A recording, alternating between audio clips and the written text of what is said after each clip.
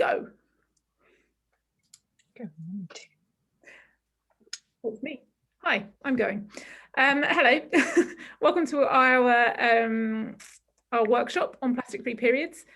Just a quick introduction. So I'm Bettina and this is Daisy. This is us in more normal, intimate times when we could stand next to each other and not do everything online. It was just as cold. Yeah, it's just as cold. Yes, just as cold. I'm under a blanket. So, you know, some things never change. So we are a local campaign group with the aim of sort of bringing awareness to and trying to reduce the amount of single-use plastic sort of in the borough, you know, before we take on world domination. So we do this in a variety of ways. We organise litter picks, which is just quite a good, real kind of visual way of seeing the issue with all of the single-use plastic. So this is almost like a metaphor. This was one litter pick that we did a couple of years ago, probably now. And we have Martin, who was an ex-fisherman who brought his boat along. And so this is kind of the Hackney that, you know, we're sort of sadly in now. And the next scene is the Hackney that we're trying to create. So we would like Hackney to be like this all of the time without any of the plastic pollution. So we do sort of various things. We try and lobby the council for sort of action on reducing plastics from what they can do. We also have awareness events. We turn up to awareness events and just talk to members of the public about the issues with plastic pollution. Litter pick, lots of friendly, happy litter pickers. Here we also run workshops. So, you know, obviously this workshop, this was a workshop that we've done. We've done this now, we've done this workshop quite a few times now. This is how to make your own plastic-free toiletries and cleaning products. So this was obviously when we could do it in person, but we've done it online now, which has actually been remarkably successful. And it has a YouTube channel if you would exactly. Like to. If you go to our very small website, which is plasticfreehackney.com, you can find the recipes for those for the cleaning products and the toiletries. So they're quite fun. So we do those kind of workshops, various different groups, which are great fun. Everyone really likes them. It's able to sort of in plastic pollution as well as getting people to make products. But I think kind of plastics now, you know, we know they're bad things. We know, but it's almost kind of, we know about the waste side of things, and all of these kind of things are mainstream now. You know, we know there's an issue, but I think it can be quite hard to forget about how many issues there are with plastic. And, you know, climate change is obviously a big, huge topic that we're all really concerned about. And it can almost seem a bit sometimes that, you know, why should we be worried about plastics? There are bigger things that we need to be worrying about. But we're just going to show you a little brief video from Friends of the Earth now, which really sums it up much more succinctly and neatly than I can waffle away. So we're just going to play this little video for you all now. In a little over a century, plastics have transformed the way we live. From wind turbines to aircraft wings, they've helped build the modern world. Today, the latest versatile durable plastics help us to do more with less, reducing energy use, emissions, and waste.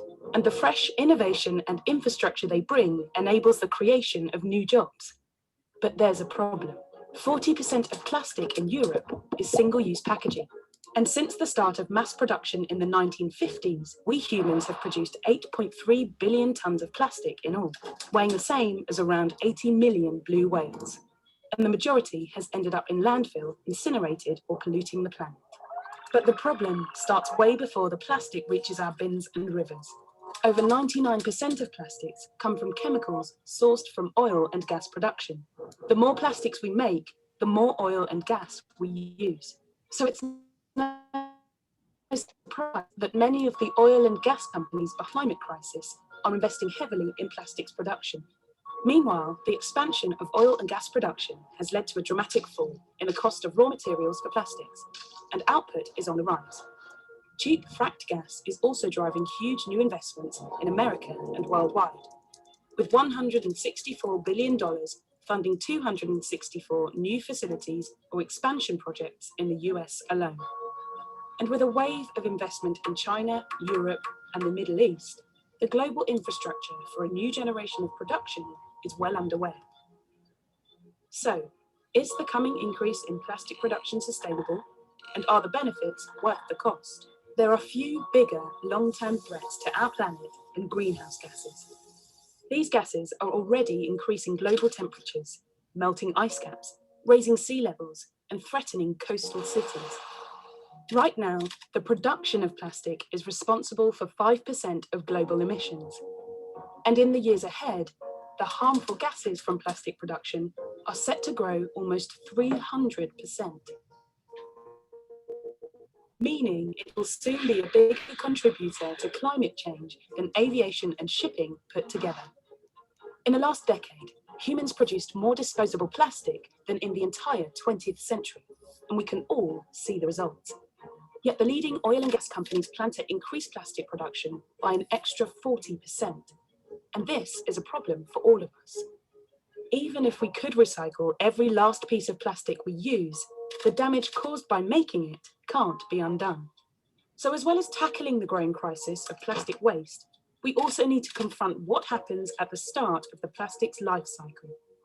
The time to act is now.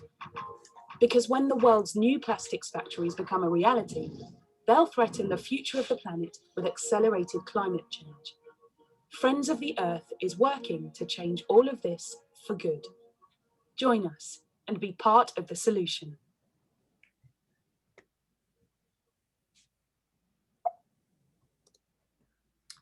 There we go. So yeah, that kind of really sums up why it is so important that we kind of reduce our reliance on plastics. And whilst sort of we realise that what we need fundamentally is huge kind of system change, there are things that we can be doing that sort of can drive that. You know, we've got that power as, which is, it always makes me sad to think of this, but you know, as consumers, that seems to be the main area where we seem to be able to really be able to throw our weight around. So as consumers, you know, we can sort of vote with our wallet and choose to not be buying those plastic things and to sort of be sort of looking at alternatives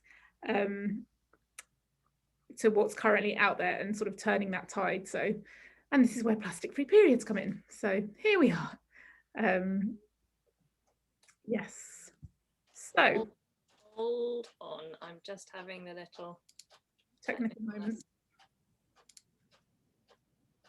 So here we are. Good evening. Welcome. So we're going to start off getting a little bit comfy, getting to know each other a little bit better. It's obviously very weird doing this through a computer screen. We're all quite used to doing it now. It doesn't actually get any less weird. It's a really odd way of communicating. So if you're comfortable to, and if you've finished your dinner, or even if you haven't, it'd be great if you felt happy to pop your screen on, then pop your screen on. And we're going to do a little bit of ice breaking. So for this is going to require a, Brooke might even have to stop knitting for a moment. What? No, but you could carry on. Okay, so stand up if you've ever felt embarrassed about talking about periods. So I've not currently, obviously. Not currently embarrassed. Oh, is that's Brooke standing up with her hands. Okay, then you can sit down again. Put your hands on your head if you can't talk openly about periods with all members of your family. Members of my parents can't talk comfortably about periods. Can with my family in my house. Oh no, everybody's very comfy talking about periods with their families. Very good, nice, well done. Okay, give me little jazz hands if you can talk openly about periods with your friends. Jazz hands for friends. Yay, look at all the jazz hands. You're so ready to share this information. It's very exciting. Okay, touch your nose if you know enough about all the available options to manage your periods, both disposable and reusable. But I'm definitely touching my nose. Okay, a few no. Oh yeah, quite empty noses and touched noses. Okay, what are we going to do now? We're going to stand up if you know someone who has used washable pads for their periods. Standing up. And sit down again. Giving me jazz hands if you know somebody who has used a menstrual cup. Very good.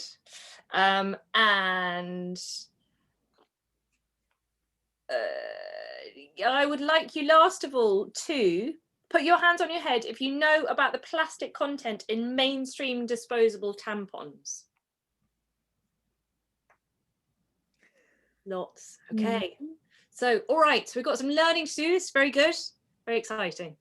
I'm going to hand back to Bettina. I feel more comfy. Does everyone feel more comfy? Good. Good.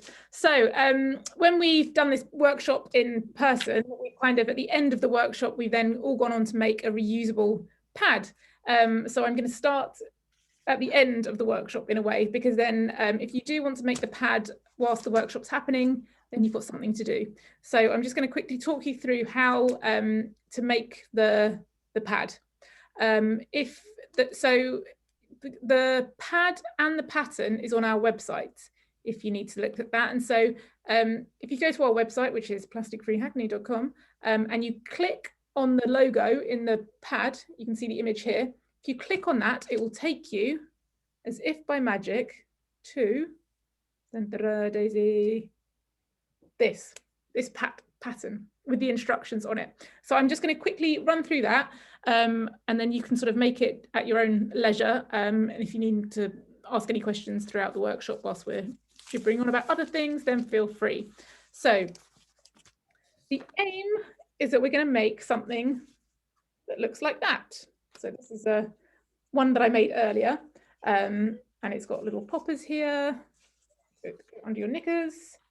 Yeah, quite sweet, I thought. So this is using that pattern, that template there. But what you could do if you've got, if you're currently using sort of disposables and there's a size or a pattern that you particularly like, then you can always use that. And they're quite handy because of the stickiness. So you can stick it onto the plastic, you can stick it onto the paper and make yourself a template out of whatever sort of pad you use and you feel comfortable with.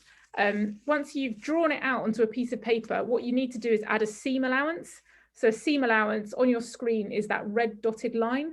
So that's just so that you can sew it. So you would sew along the black line, but you would cut it along the red dotted line. And so a seam allowance is usually 1.5 centimeters. So if you just mark around 1.5 centimeters and then join up all the dots around your pattern, you will end up with your own pad template.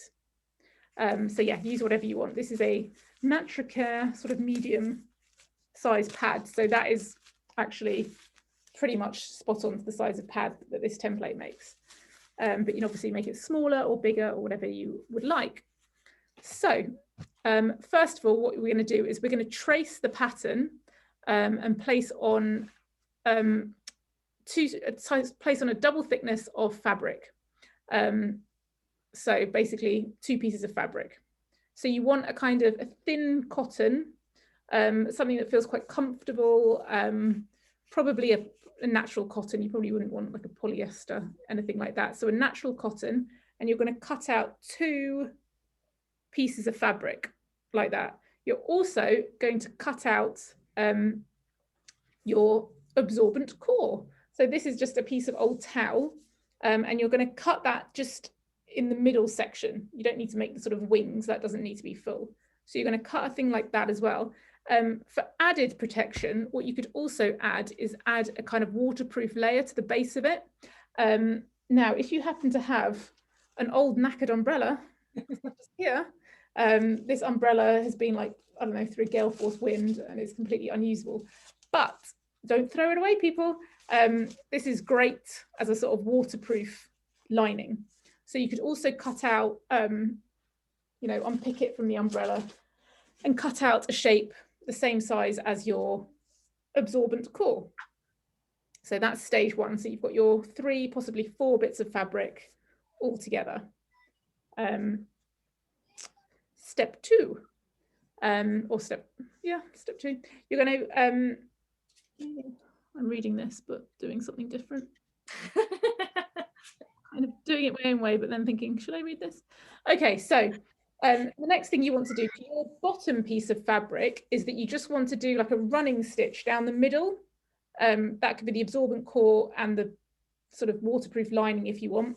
So a slip stitch down the middle just to keep it all in place so that when you're sewing it later and when it goes in the wash, it doesn't all end up going ruched and mad. So you're just going to do that to the bottom section. Once you've got that on there, and that is going to be on the wrong side of the fabric, so that because you're eventually going to turn it inside out and then you're going to have the right sides of the fabric showing. So the back of the fabric will be the back of the fabric, this is when I get all like, back of the fabric will be. Yeah. No, you're good. So you've got like wrong side, right side, wrong side. Okay. Yeah.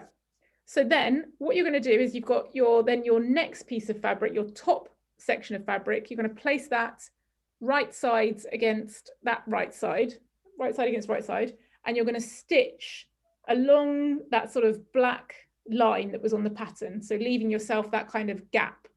You're going to sew all the way around, leaving just an opening at the top, because you're going to want to then turn all of this inside out. So that's the next section. So then we're going to turn it inside out. So just turn it all inside out. You might want to get like a pencil or a chopstick just to get the corners all kind of in, or a stick, whatever you like. So that's or a knitting needle if you're Brooke. Yeah, a knitting needle, plenty of those, Brooke. So yeah, just turn it all inside out. And you will end up with this. You'll see all the layers. This one's got a waterproof layer inside. And the next thing you're going to want to do, I actually, on the one I made, I also added a running stitch down the middle of all of this as well. Again, just to keep it all in place so that it doesn't go mad in the wash. What you're then going to do is top stitch. So just do another line of stitching. Oh no, first of all, really, actually, sorry, one step before, you want to insert your poppers. So poppers, these are snap-on poppers that you sew on. You can get Velcro dots. You can get these in plastic, but they involve a kind of some sort of little tool, don't they? You can't just sew these on. Kath has been making them, and she's been using some jazzy poppers as well, haven't you, Kath? What was it you used? I used. You can show them. Oh, I'll show you. Yeah, show us, definitely. She made loads So, for me. I made some, but they're not exactly the same as yours, Bettina. But I used these kind of poppers. Wait, I don't know there's not- where's the camera. Oh Yeah. yeah. They're sew-on ones. I only used them because I had loads of them. So, And then we've put that on the outside. yeah, then we instead. put the pad. I put the pad on the outside, so I did it kind of slightly differently. But I've been experimenting. Exactly. But I'm not sure whether, I think the way that you're suggesting to make them is better, because then you have a sort of flat layer here next to your skin rather than these edges. Yeah, Right. you get the seams. Yeah, so I did the shape and I top stitched around it, put the poppers on, but then I put the pad on top. Okay, Yeah, so that's how I made it. well, that's fine. So it's probably not quite as good. Well, no, I mean, But I used the umbrella. I don't know whether you can see all the layers. I used about 3 or 4 layers, and I've got a bit of an old umbrella there as well, the red bit. Nice. and So then I'm hoping that's going to work. Joss is going to be the guinea pig to try out the pads that I made. so, Kath, you also discovered, what was the product? Zorba, did you say it was called? Oh yeah, I've been watching a few YouTube videos, and it's so funny because I kind of realised how wrong I'd been, all the mistakes I'd made, you know. Oh, And but there's this thing you can get, this fabric called Zorb. It's Right. ZORB, and it's a it seems quite sustainable. I mean, it's got a little bit of polyester in it, but it's also got cotton and viscose and bamboo in it. And I bought some today online, just a small bit so I could try out, but apparently it absorbs like 20 times more than, you know, any other kind of product or something. So it's really, really absorbent. So it's quite good for the core. So you could probably experiment with that. Yeah. Okay. Good. The towels that we use for the kits. So there are, if you go into charity shops, not all of them stock towels, but some of them do, and they're incredibly cheap. And from one towel, you probably, like a hand towel, I think it made enough for it would make enough for about 40 inner bits. And a hand towel in a charity shop, you know, will cost £1 maximum. So like in terms of keeping costs down, that's a good way. Well, also the top of this is brushed cotton, and it was made there's someone here called Catherine, who I didn't know was called Catherine, but she's known to me as Dee Dee. She gave me a whole sheet of this, and yeah, I'm sure it would make like hundreds of pads, you know. Yeah. Experiment. So I didn't actually buy anything. I didn't buy anything for making them. Yeah. I just used what I had. Joyous thing, just little scraps that you've got at home, you know. Yeah. So your end results will then, so then you've sewn on your thing, you've then top stitched, which will then seal your top open section here. You've got a pad. That's it. You've got a pad. So yeah, I mean, you could probably make neater pads than these pads, but you know, it's a good place to start. Good place to start. And you know what? No one's going to see them, really, are they? So it doesn't matter. They're really good, Bettina. I like the colours of them. Yeah, they're really nice.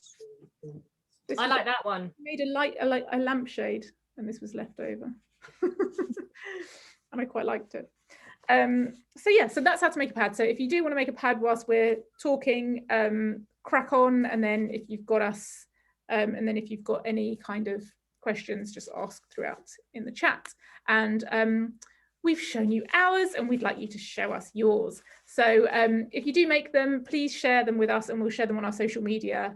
Hashtags plastic-free Hackney, plastic-free periods. And I felt like I was some sort of professional person just now saying that. Hey! Subscribe. Like and subscribe.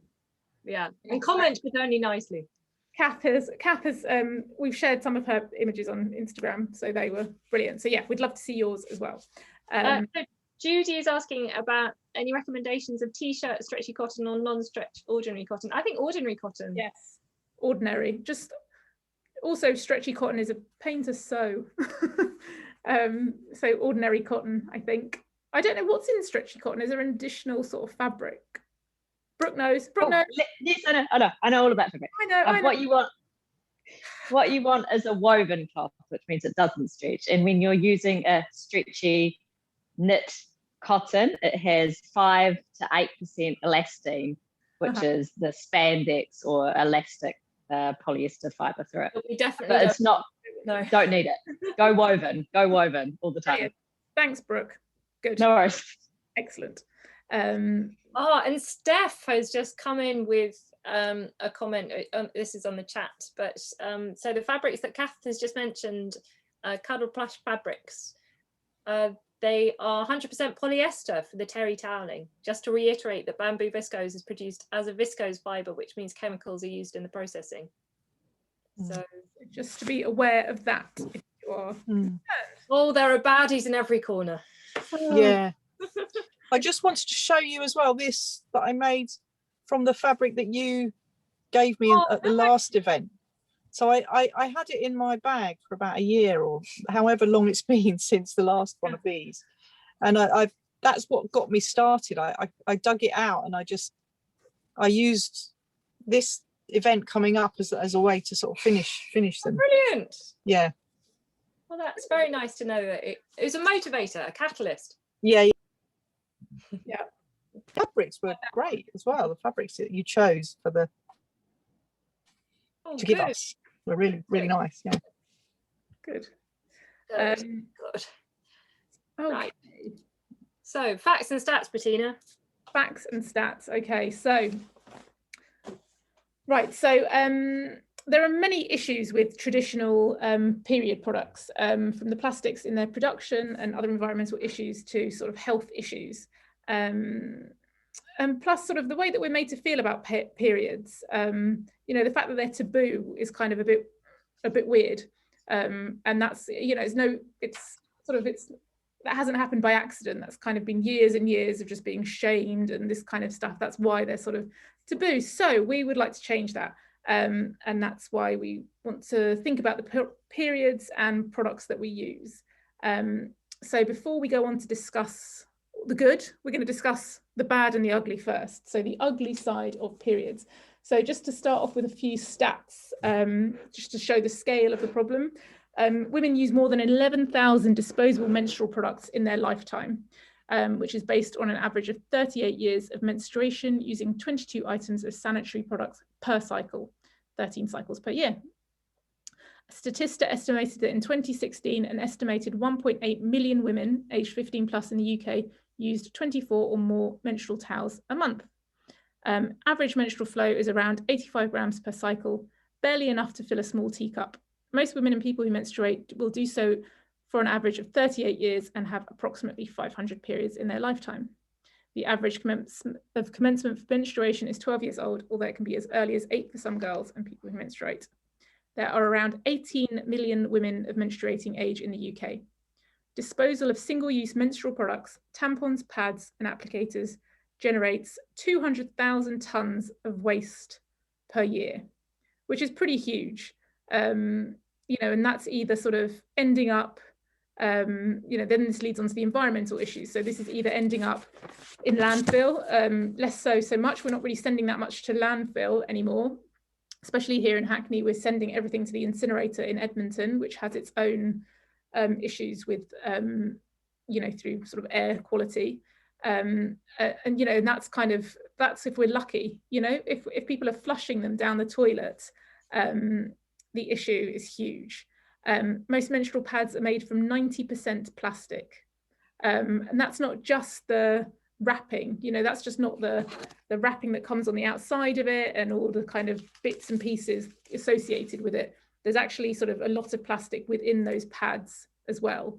It's also quite annoying because a lot of that plastic packaging is superfluous. Period products aren't sterile products. They're not considered as medical products, so they don't need to be packaged so heavily. They're not sterile, even in all this packaging, they're not. So it's just kind of a waste of time.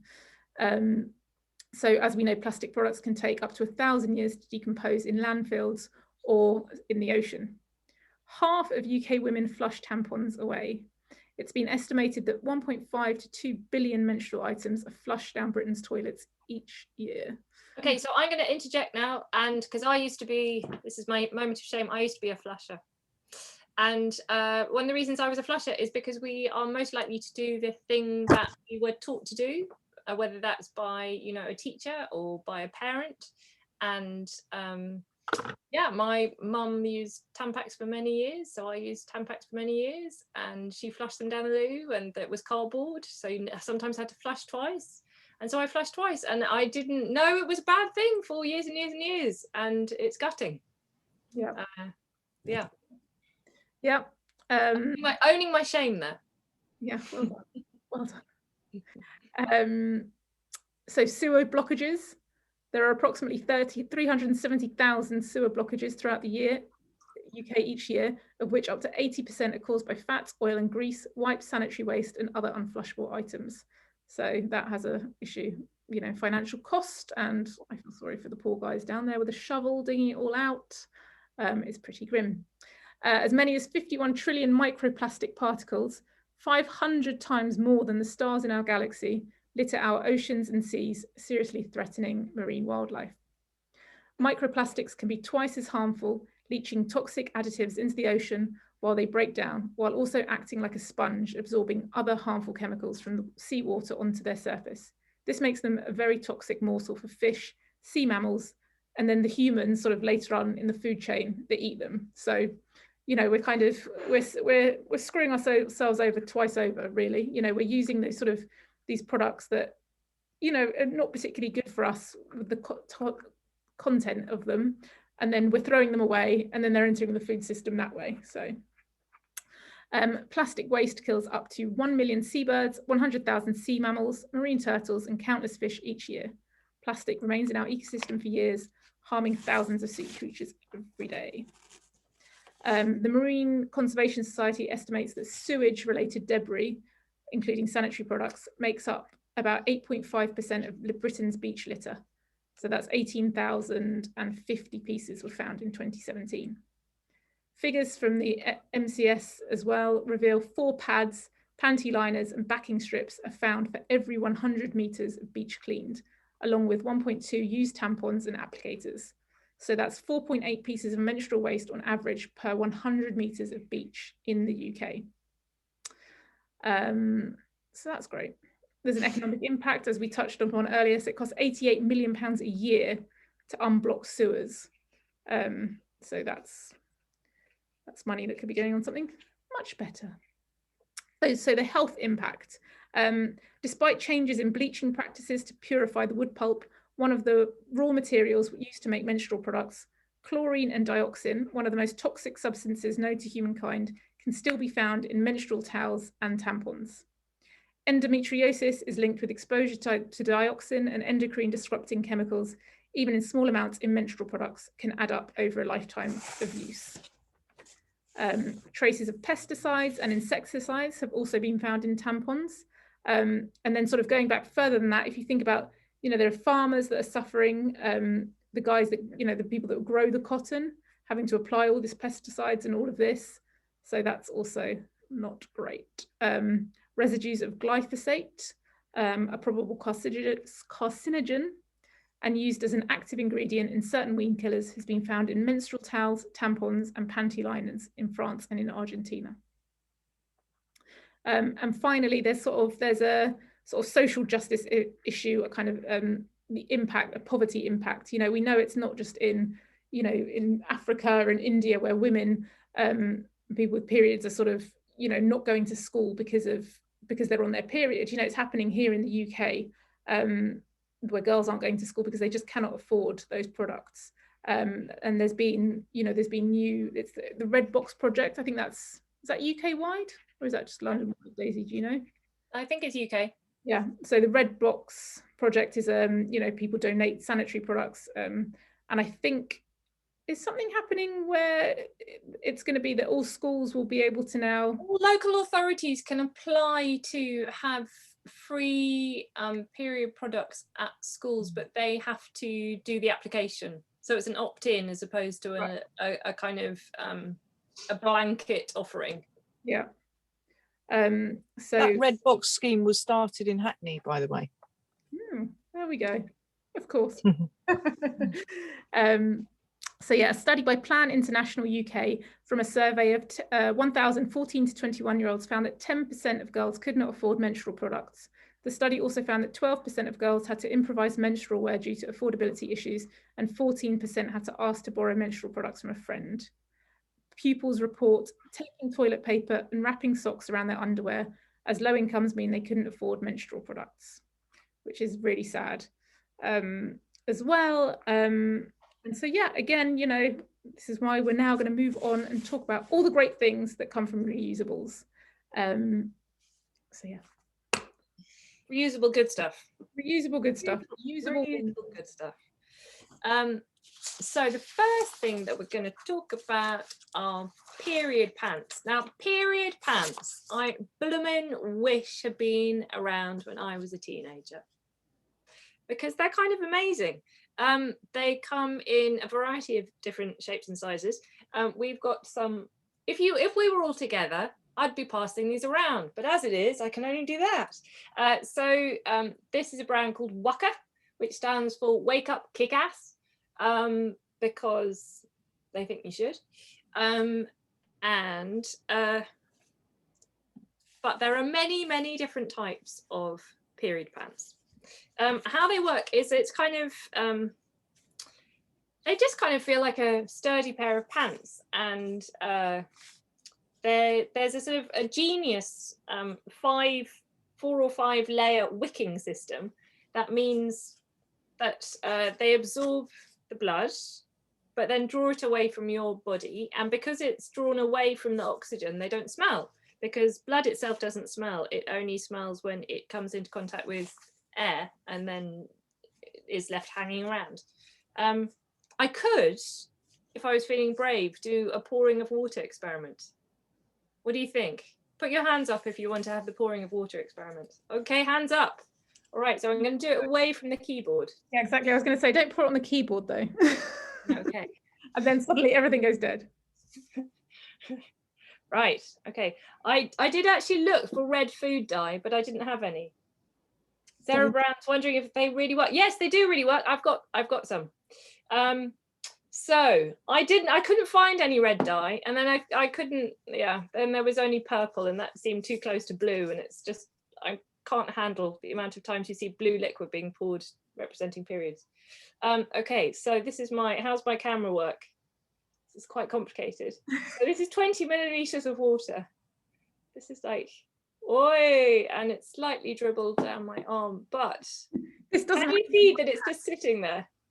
Now I can tell you one of the reasons why it's just sitting here is I haven't pre-washed them, and they say that you should pre-wash them.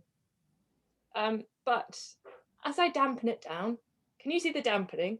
The dampening down, it's all absorbed in.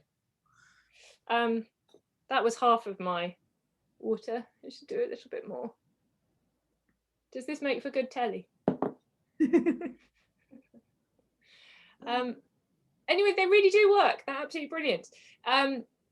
So period pads will take, generally they take up to 20 milliliters of fluid. Now, how that is relevant is you've got no idea how much you bleed until you start using something like a menstrual cup that we will move on to shortly. Because when you use tampons, it feels like you're losing an awful lot of blood, and yet you're not.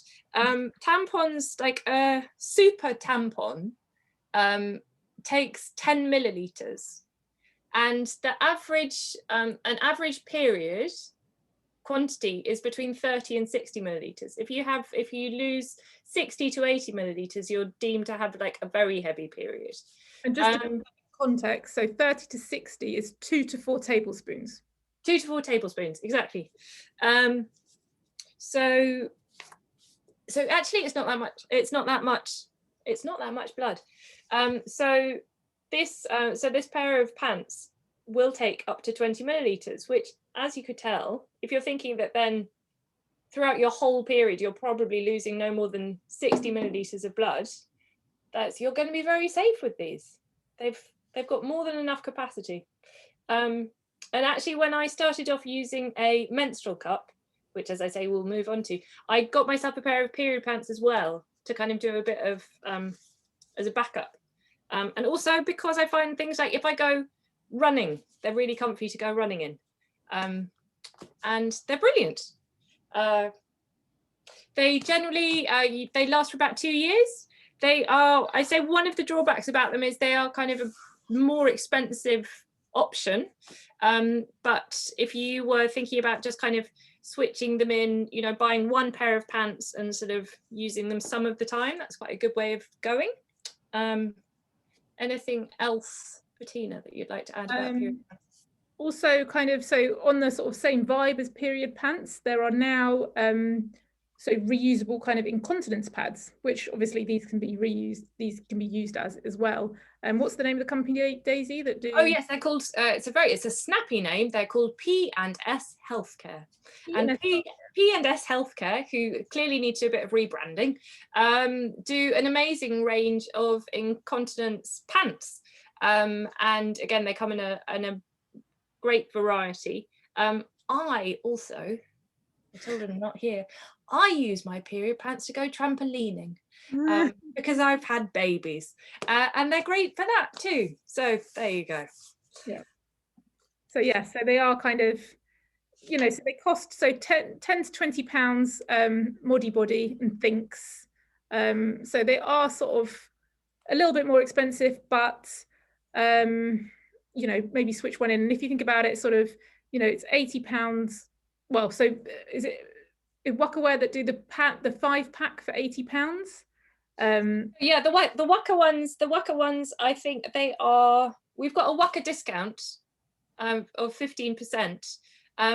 These ones, they sent these ones free, but I think they're about £15. Yeah. But you spend probably on Tampax based on sort of averages, you spend £135 on Tampax, £161 on Always pads. So these would sort of work out, but obviously the issue with these is there's that initial outlay. So maybe kind of buy one pair, see how you get on. You can use up sort of what you've got. You can switch them with alternatives, and then buy another pair when you're feeling that you like them and you're feeling sort of that you can afford them. But they say, so looking at numbers in terms of how much periods cost, 2 years worth of tampons cost about £135, yep. And 2 years worth of pads cost £160. So if you're getting these at £20 each, if you were to build up to a set of, they recommend you'd be building up to a set of 5, then that would be costing you £80. So it's a significant saving. But there you go. So that's period pants. Are there any questions about period pants? No. I've stunned everyone into silence with my pouring water. Steph has said, why don't Steph take yourself off mute and say your thing? Go on, say a thing, and then I have to stop talking for a minute. Nibbling away on chocolate. Well, carry on eating your chocolate. And I just started listening to the Female Athlete podcast, and they've just talked about how you would clarify heavy menstrual bleeding. And they said that back in the 30s, 18 millimeters was what they would class. They might have said 80, but it sounded like 18. But anyway, it was saying that if you're a smaller person as opposed to a taller person, that's going to obviously affect your daily life if you lose more blood when you're smaller. So they started looking at it recently in terms of how it actually makes you feel like comfortably when you lose more blood. But also like mentally, if it affects you in that way. And because it's focused on athletes, it's about how that affects your training as well. But it was just interesting to how you would assess what heavy menstrual bleeding actually is. Yeah. And they mentioned that you would only know if you have a cup. You would, but I mean, it's really astonishing that it's like such an important part of your body, and yet unless you use a cup, you've got absolutely no idea how much it is. It's just like, I don't know, like a tampon makes it look like you're sort of hemorrhaging horribly, but actually it's a really, what a tampon can absorb is really small. Yeah. There's anyway, shall we move on? Yes. So we can all, here's a little oops. A little petition. Yes, so here you go. Pants, generally they last up to 8 hours. They absorb the same quantity of 3 super tampons. They don't smell, they're very comfy, and you just put them in the wash normally. So they're altogether good things. There is a petition which you can find by going to thistaxispants.com, which is to great aplomb.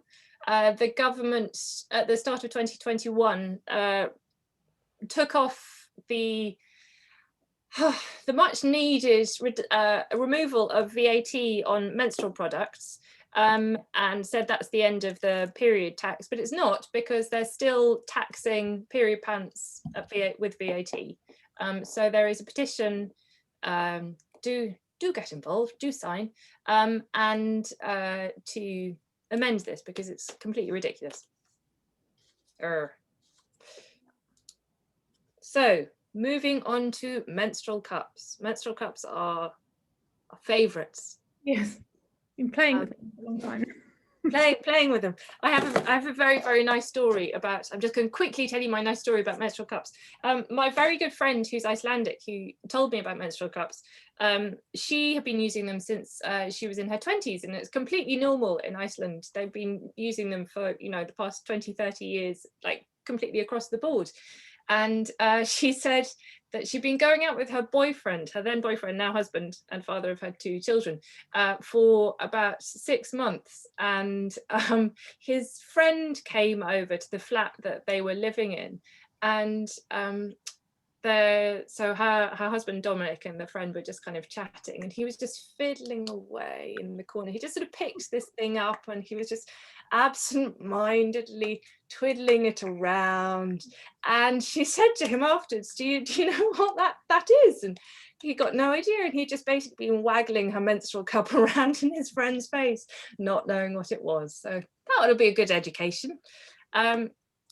Menstrual cups, there is a lovely array of menstrual cups. Let me move my notes along.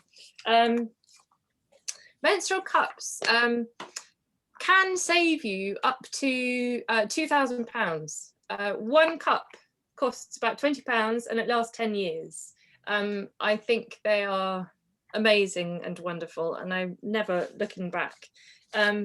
Basically it's inserted into the vagina to collect menstrual blood, so it doesn't soak it in. It's also very good for people who pass clots because they drop and sort of gather. Obviously with something like that doesn't work so well with a tampon or a pad. What is my next slide? How do you do it? So the best way to do it is at home, which fortunately we all are. And if ever there's a good time to try something, it's probably now. So really good idea with a cup to have a go before you start your period. So what you do is you wash your hands and get the cup a little bit wet. Again, it's a shame that we're not all together, because I would be handing it around, and I kind of, in my mind, I'm seeing it passing from screen to screen, but in reality, it's just here. They're made of medical grade silicone. They are very safe, inert, lovely things. So yes, wash your hands. And what you do is you gently insert it inside your vagina until it reaches your cervix. So how you do it is you squidge it like that. Bettina is squidging hers, I'm squidging mine. And then you fold it. Now there are lots of different folds, but that's quite an easy one. I think that's called that's the C fold. So if you fold it, you don't fold it flat down, you just tuck it back a little bit like that. Yeah, as Bettina is showing. So like that. What is that, the 7 fold? I don't know. Oh, my next slide is folds. Basically, you find. No, this is a punch down. It's a punch down. You play around with it, and your hands just kind of naturally end up doing it one way, and that's the way you always do it. And then you can't work. Well, yeah, except actually I didn't. I learned a new fold, and I was like, oh, that's so much better. It's so much easier. So yeah, I find. So one of the first ones that you can do is that one, which is a C, but I prefer that one when you push it a little bit further back and then you squish it.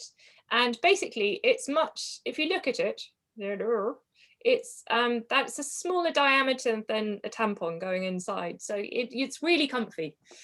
And you just pop it up and let go. And it just naturally springs open. And then what you do is you sort of run your finger around inside just to make sure that it's all snug and you're ready to go. When it's time to change it, I thought changing it was going to be a kind of like vampire moment, but it's not. It's absolutely fine. And it's a good thing to do probably by yourself with the bathroom door shut if you have that luxury. But not if not. So then what you do is when you remove it, you squeeze at the bottom here, which releases the suction, and then it just slides out. And then there's a kind of bit of a knack to how you empty it. You want to kind of twist and pour, and then twist and pour into the loo, give it a little rinse, and then back inside. It's so easy. If you're doing it in a public loo, then an idea is just to take in a bottle of water, but actually you don't really need to rinse it. So if you were just emptying it and then putting it back in, you'll be fine. You just need to give your hands, always give your hands a wash beforehand. Make sure your fingers are clean. Just looking at, I've got really dirty fingernails. I'm not going to show you that. Short nails, you know. Short nails, always short nails. This bit here, this waggly bit here, is called the stem, and that bit is, this is all solid. So the kind of the cup, the empty bit of the sort of holding bit of the cup starts there. And this bit is left for ease of getting it in and out. Now, I discovered when I had babies that I've got a very low-lying cervix. So that meant for me, I had to cut my stem all the way off. And you can just kind of do that by bits and by bit and by bit. And you just, the way that you know is when you put it in, you shouldn't be able to feel it. So if you can feel it, it's probably the stem that you're feeling. Yes. What else do I need to tell you about it? I guess one of the key things about it is remembering to relax, have a little laugh. If you're using it for the first time, laughing is very good for relaxing yourself. But that's it. Here are the folds. There is a wonderful website called Put a Cup in It.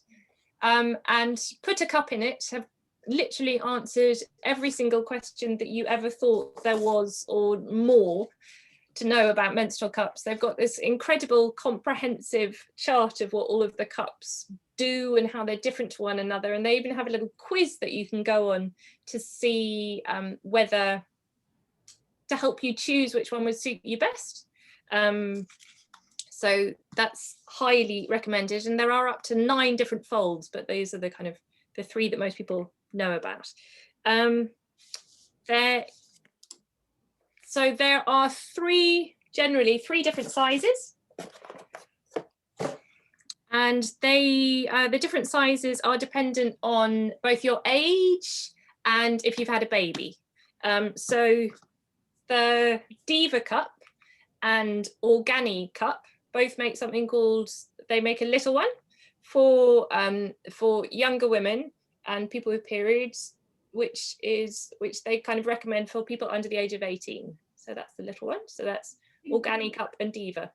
This is the cup as well, the pink one. So, and it claims to be one of the most comfortable and easy to use cup for newbies.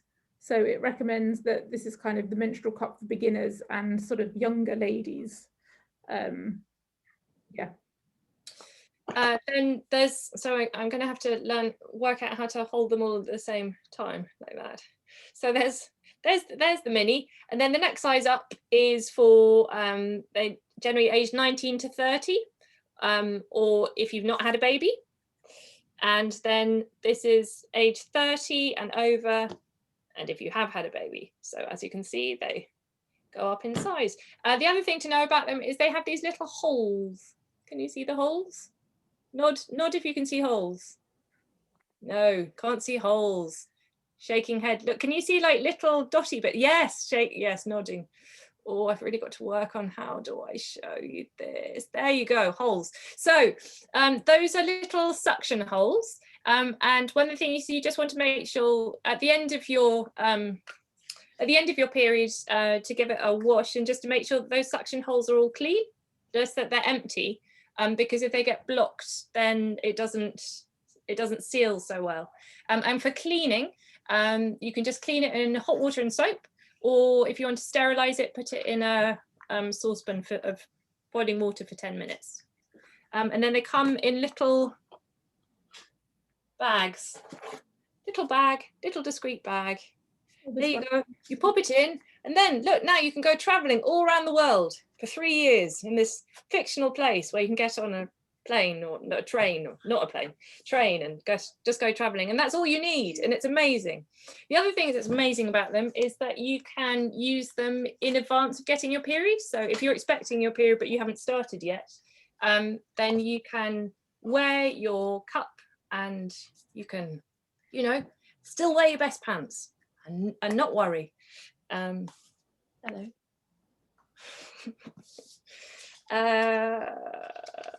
Yes, are there any questions? It's How so much- quiet, people. How much are they? How much are they? £20.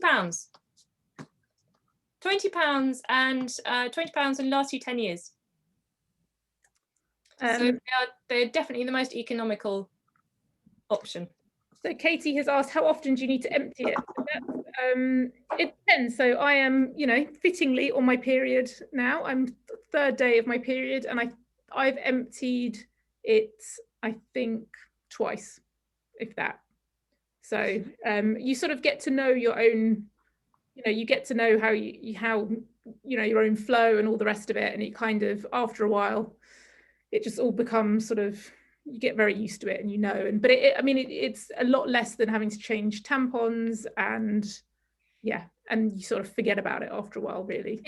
It's very so if we're going back to the millimeters game, the milliliters, a cup is generally takes about 30 milliliters, so it would be, how does that kind of, I mean, I generally don't, I change mine before it gets full, because you don't want to overflow, but I think, you know, on the first day of my period, if my period's heavy, I'll probably change it, well, I put it in the morning, and then I might change it at 6, and then at bedtime, and then the following morning. So it really depends on your flow. Yeah. And then you can, so how long do you leave it in? You can leave it in, Judy, I mean, there's 12 hours, 12 hours. They say 12 hours. So overnight is fine. But they have a really reduced risk of toxic shock syndrome, and toxic shock syndrome is generally the reason that people say you should change tampons, you know, every 8 hours. So I think it's more for a remembering point. So that 12 hours is quite a good rule. Yeah, definitely wear it to bed. Yeah. You can go swimming in it. Yeah. Do all the things in it. Do all the things, the period adverts, you know. Oh, except you can't have sex wearing it. But there is one that you can have sex whilst wearing and it's called a Nixit. And a Nixit is a disc. So it's different to a cup, and so you wear it higher up, closer to the cervix. I don't have a Nixit example, but so, you know, there's something for everyone. There we go. Any other questions? Wear it to bed. Yes, definitely wear it to bed. Brooke, yes, wear it to bed. Always. It's also really interesting because you sort of start discovering things like the fact that your blood looks different at different parts of your period. So it sort of starts off dark, and then it gets red, and then it tails off and gets darker again, and you're just like, I don't know, it's just part of your body, and it's made me feel a little more fond and proud of my period. Yeah. I mean, some people I know that like collect the blood and put it on their plants because it's supposed to be really good. I haven't done that yet. Steph is looking horrified, but I ate my placenta, so there you go. Right, so cups facts after that shocker. So they can save up to £2,000. They hold 6 tampons worth of blood. They're very comfy, they're very convenient, and they're very good for the environment. Here is the fount of all knowledge is this website. It is well worth remembering. Put a cup in it. They're amazing. It's this wonderful couple of American women, and they have just really gone to town on puns and taking humour in some really excellent places. And you can just tell that they have spoken about periods and menstruation and vaginas so often they have just lost any form of ever being embarrassed. And I kind of look at them and I slightly want to be them. But yes, they have all of the questions. What are we on to next? Ah, yes. Finally, we think it could be called the menstrual goblet. It is so glorious. Monogrammed with your own initials. Yes, it's definitely one of those things where you quite like to have a friend to talk to about it. And so if you take the plunge, or if you know somebody who uses them, then definitely, you know, bend their ear and talk to them about it, or bend our ear and send us an email, and, you know, just share and spread the love because they are so good.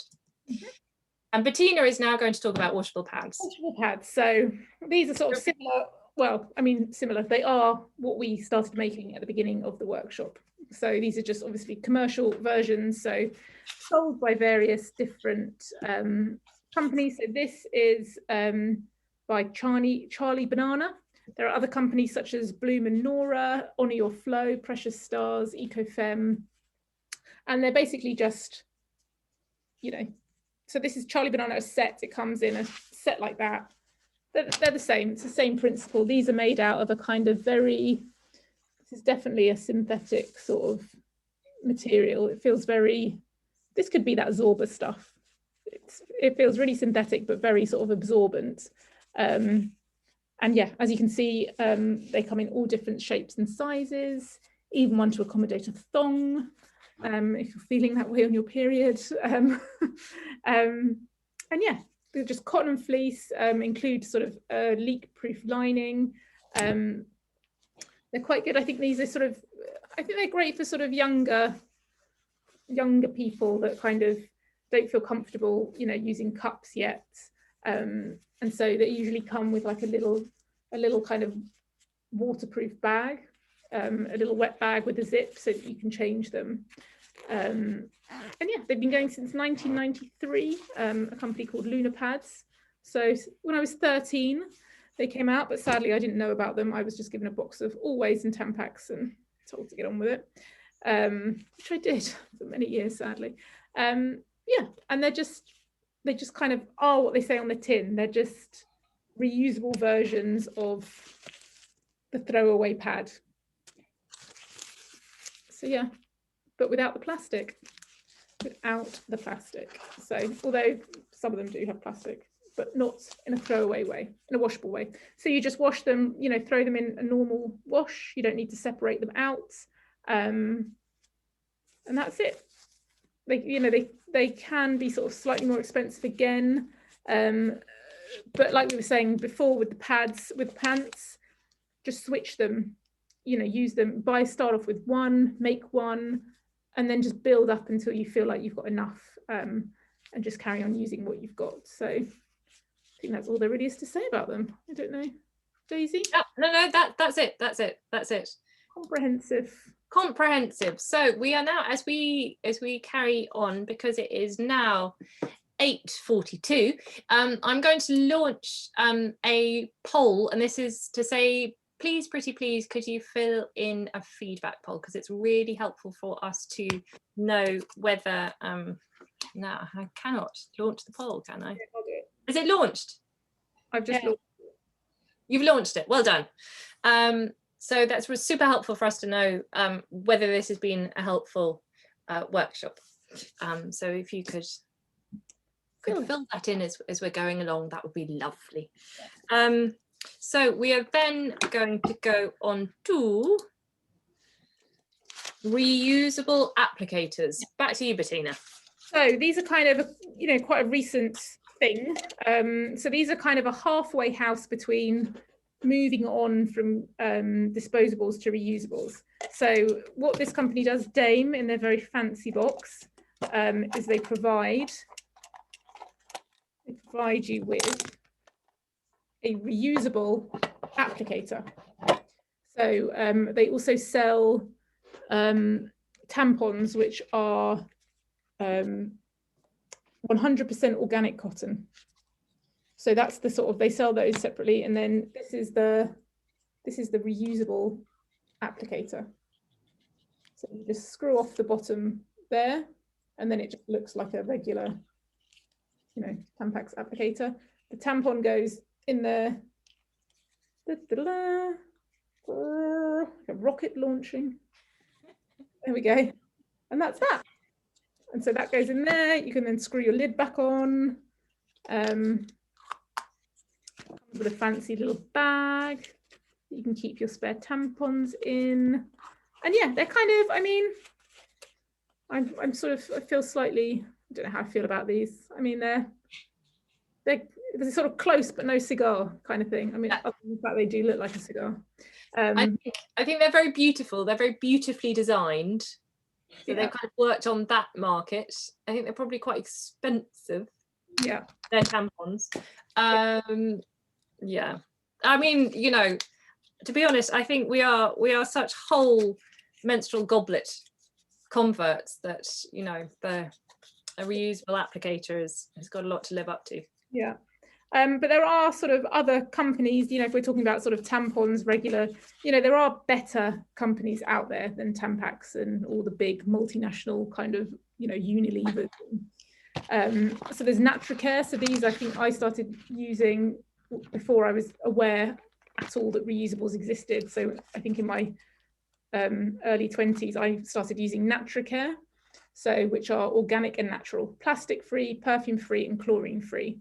So I felt that these were a better option. It just never quite felt right inserting something that was so full of chemicals, you know, in such a sort of intimate part of my body.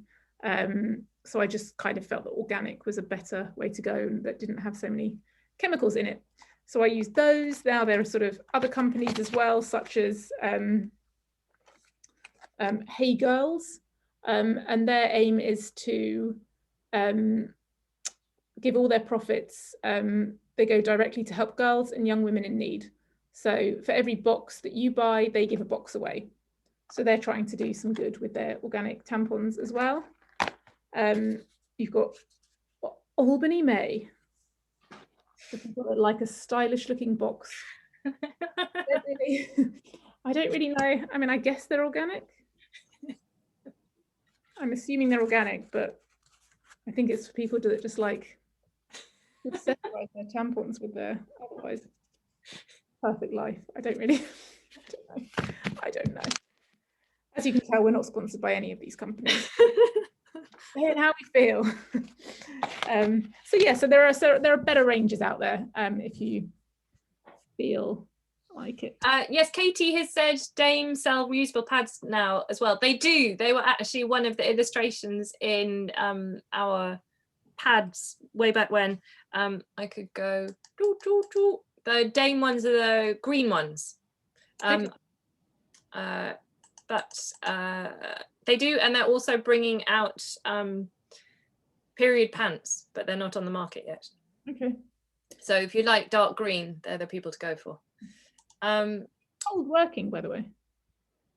Are the polls working? Yeah, I can see polls happening. Okay. People, lovely people, will you nod if polls are working for you? Yes, thank you. That's so nice. I've just it's so lovely, all of this business of like everyone's heads in small boxes.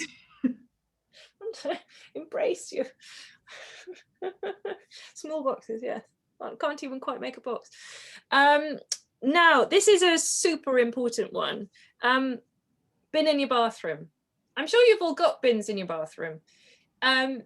It's about having bins in every bathroom. So, for example, if you know a bunch of men who live together, or even one man who lives by himself, and when he's got female friends or maybe a daughter coming over, whether there's a bin in the bathroom for them. Many times women and people with periods end up flushing period products down the loo just because there's not anywhere else to put them. It's really important that we all badger everyone around us to put bins in their loo. So if in your workplace, if and when you should ever get back to it, if and when we ever leave our homes again, and you go into someone else's home, tell them to put a bin in their loo. leave them on the kitchen bench if they don't have a bin. Oh, That's horrid. right. Bins in my bathroom. There you are, knitting along nicely. We think you're just this lovely holistic person, and there you are, you just want to leave your menstrual blood in the kitchen. Very good. There you go. Or you could do Brooke's suggestion. We've got an exciting moment of... Did I hear you mention a poll? Yes, we've sent out a poll, Kath. Has the poll not popped up for you? No.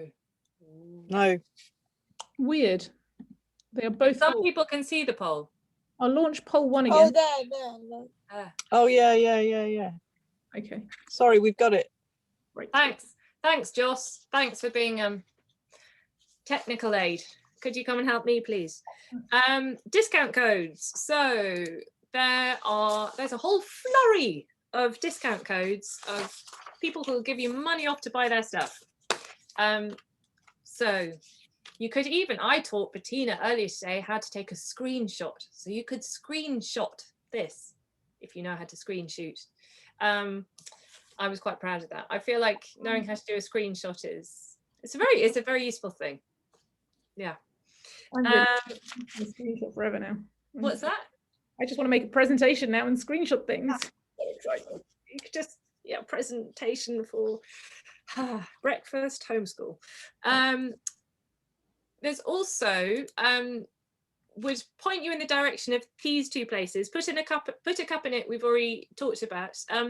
The place we haven't talked about so much is the Women's Environmental Network, which is ironic because lots of our material comes from them. So the Women's Environmental Network are a group just over the way in Tower Hamlets, and they are amazing.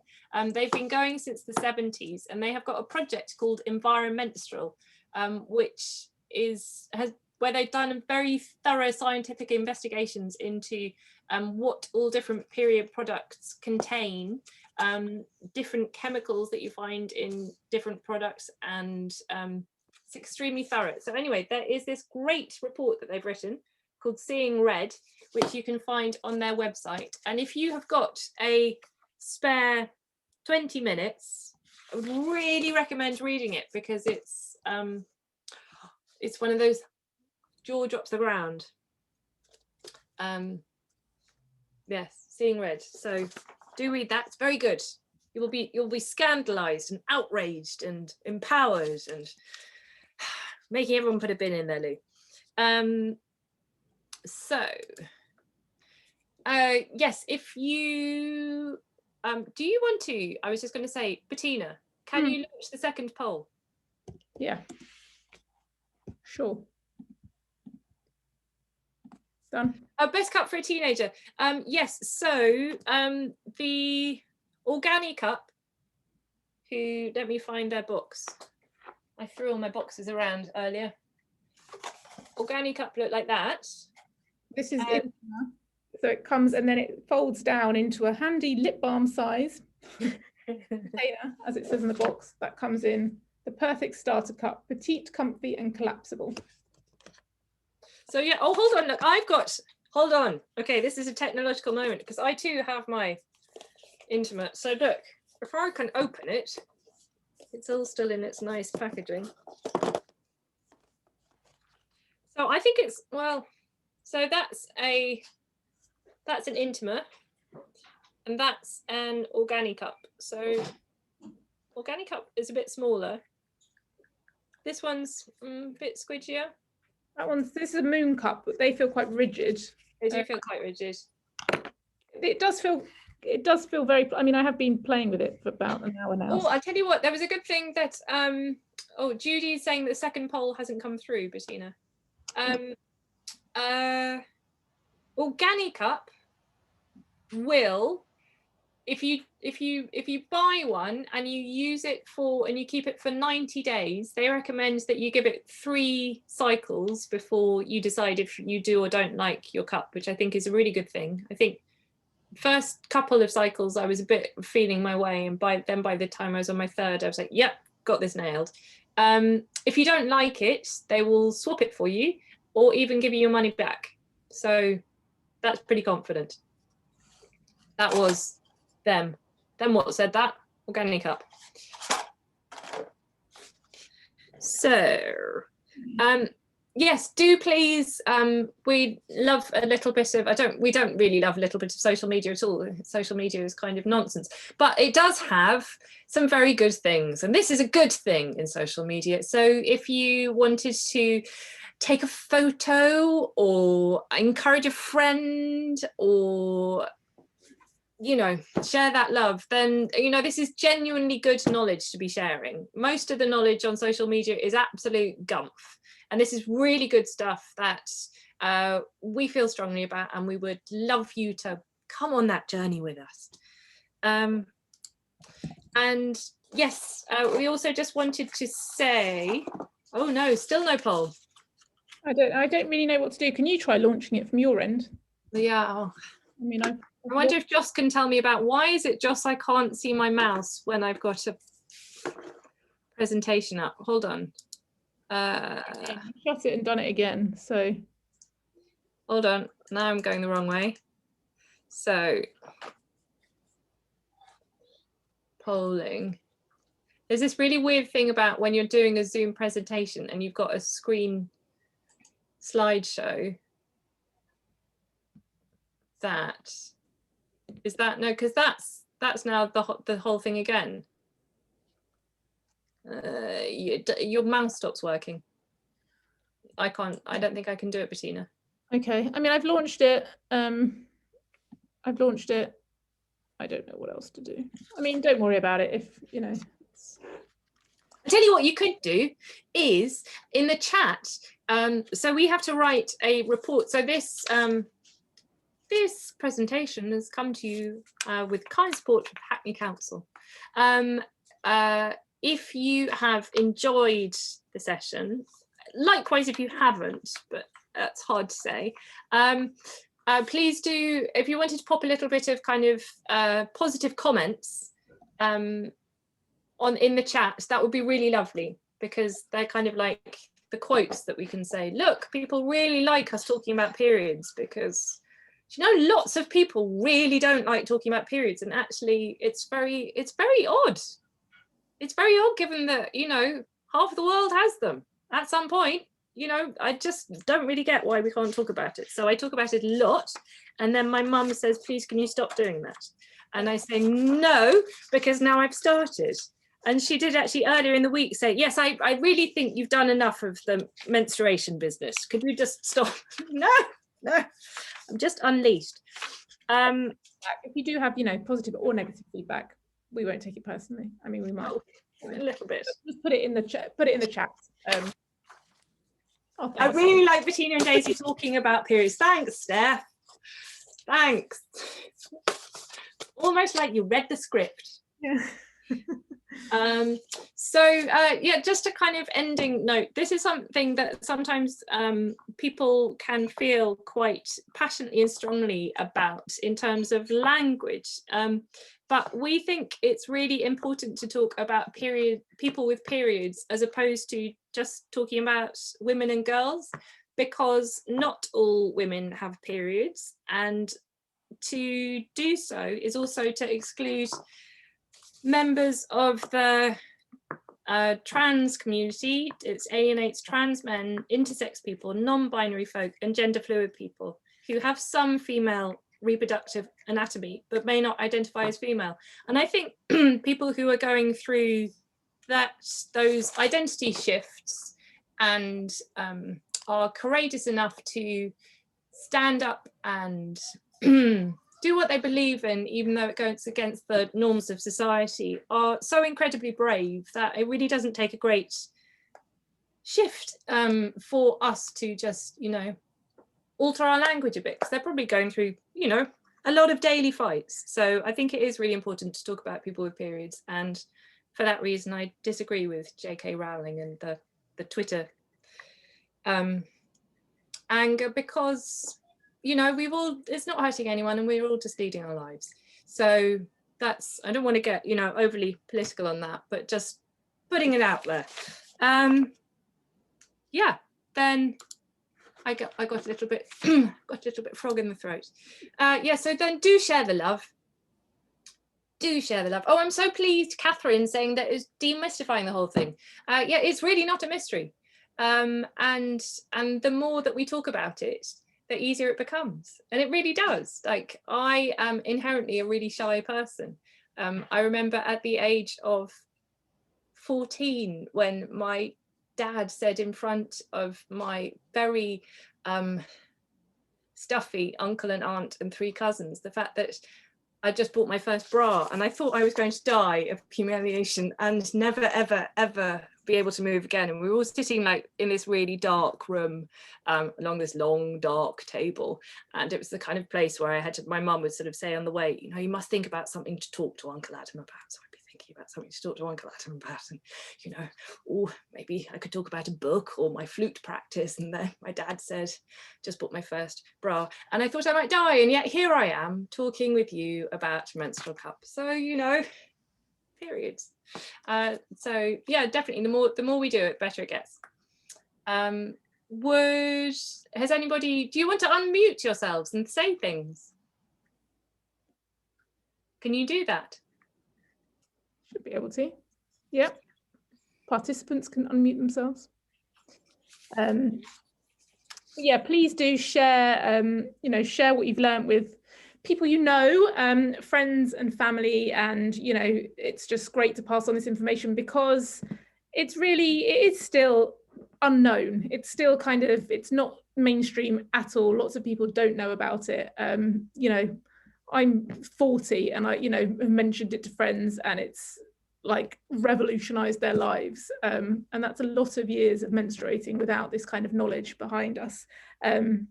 So just share the love. You know, they might be interested, they might not be, but at least they'll be armed with the full facts and they'll have options. So yeah, please do share the love. I also think that my cramps have got better since using menstrual cup. And so many, different kind of. Yeah, Brooke's saying yes as well. Yeah, so, I think it's reduced thrush as well. Oh yes, personally. Yes. Can I also say that a shout out to Maketown, but I've got a massive bag of scrap fabric. So if anyone wants to take any cotton fabric for their pads, then hit me up and you can have it. Heaps of it. Amazing. Brooke, does everyone know where Maketown is? So shall I put? I'll try and type in the. So Maketown is Brooke's amazing shop, which is, if you know where it's sort of sandwiched between 2 giants, aren't you? Because you're like sandwiched just by Burberry and Nike Town, 2 companies, not doing the same as you. Wait, where? So she's on the corner of Chatham Place and Morning Lane. Loads of really posh outlets just near Tesco's and Morning Lane. Do you know where the big Nike shop is, Joss? Yeah, sorry. No, I don't think we've been down there, to be honest. Oh, Oh, I haven't been. It's not the one in Oxford Street. It's in Hackney. Yeah. I don't know. That's Is it near the essential. child? Is it near the child? The Children's Museum? No, No, it's near the Tesco's in Morning Lane. It's where we used to live. Not you, but I don't know. No, we're not into designer brands, to be honest. No, well, no, neither is Brooke, I would say. But do look up her shop. It's very nice. I'd love to go to your shop though, Brooke. I've read about it online, actually. I didn't know you were the same person. There you go. She's like a compulsive knitter. Yeah, it looks like a really lovely place to come. What is it? It's a making shop. It's got loads of fabric and threads, and I realise we're now do workshops there as well. Clock. So it is time to say it is time to love you and leave you. So there's our website, Plastic Free Hackney. So we do Facebook, Twitter, Instagram, and a marvelous YouTube channel of polished wonder. And yes, that's not us in our underwear, but it is in spirit. And thank you very, very much for coming. Thank you for a great evening. Oh, Thank you. thank Bye-bye. you. Bye. Bye.